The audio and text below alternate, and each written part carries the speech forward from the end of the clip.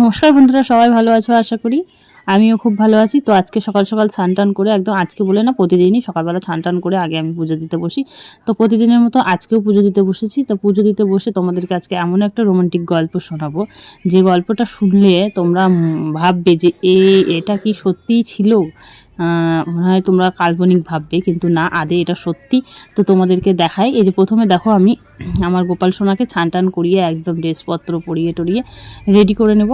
তো গোপাল সোনাকে ছানটা করিয়ে নিলাম। এই যে হলুদ কালারের ড্রেসটা আমি পরিয়ে দিচ্ছি গোপালকে। আমার একটা ছোট্ট গোপাল, এই গোপালটা আমি পেয়েছি, মানে পেয়েছি বলতে আমার এক আত্মীয় আমাকে গিফট করেছে, আমি এটাকেই পূজা করি। গোপালের অনেক ড্রেস, এই দেখো ছোটো ছোটো কিনতে কিনতে অনেকগুলো হয়ে গেছে, এরকম এরকম করে দুটো বাক্স, এই যে জামা কাপড়। তো প্রত্যেক বছরই নিত্য নতুন কেনা হয়।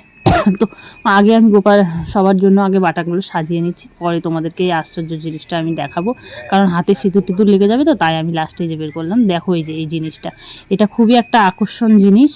তো দেখো এই যে এটা দেখতে পাচ্ছ, এটা নিশ্চয়ই আশা করি তোমরা সবাই চেনো, অনেকেই চেনো। এটা হচ্ছে একটা গোমাতার শিং।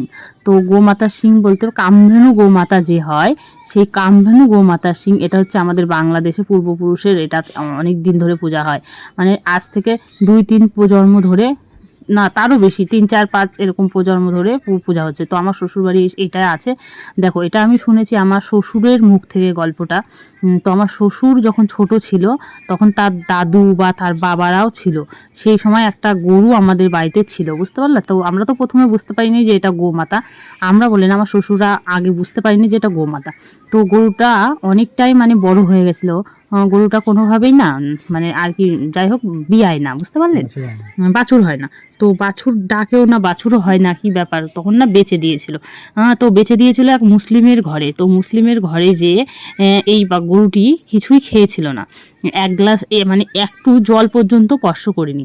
তো স্বপ্নেতে দেখিয়েছিল, তোরা আমাকে এখান থেকে নিয়ে যা, আর হচ্ছে আমি এ বাড়িতে কিছু খাবো না। আর যাদের বাড়ি বিক্রি হয়েছিল, যখন আমাদের বাড়ি থেকে এই বাছুরটিকে আনতে গিয়েছিল, ঠিক তখনই মানে ওনারা বলেছিল, তোমরা আমাদের কি গরু দিয়েছো, তার থেকে তোমাদের গরু তোমরা নিয়ে যাও।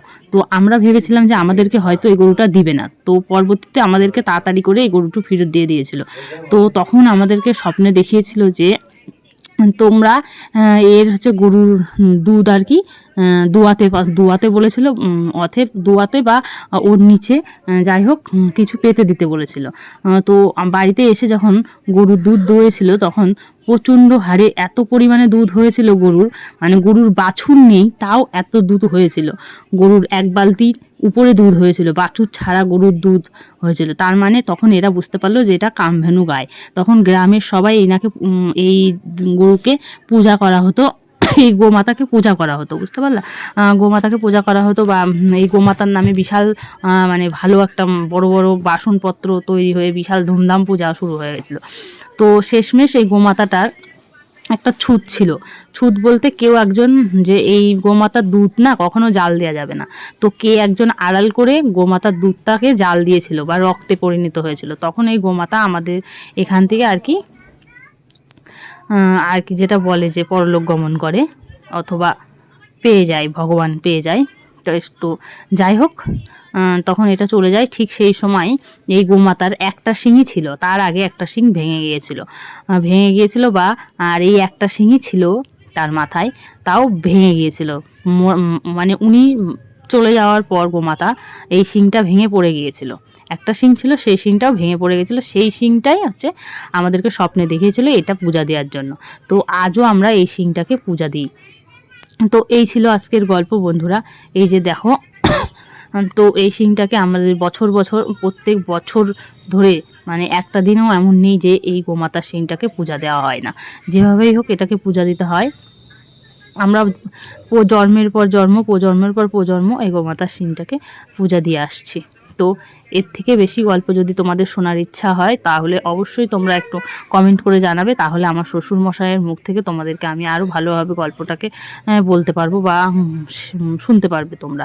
যেহেতু এটা অনেক দিন আগেকার, আমার শ্বশুর মশাইয়েরও মানে তখন অল্প অল্প মনে ছিল, তখন বাংলাদেশের সময় বাংলাদেশে ছিল তিনি, বাংলাদেশ থেকে এটা হয়েছিল, বাংলাদেশের ঘটনা।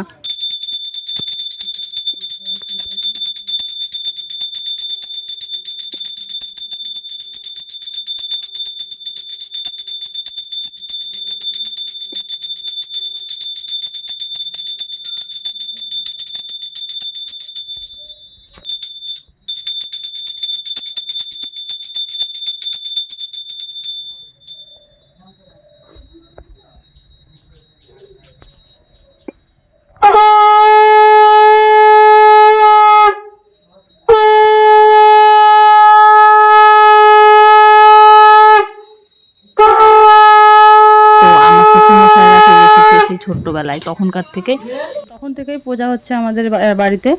আজ আজ অনেক বছর ধরে পূজা হয়ে যাচ্ছে, এভাবেই পূজা হয়, প্রতিদিন পূজা হয়।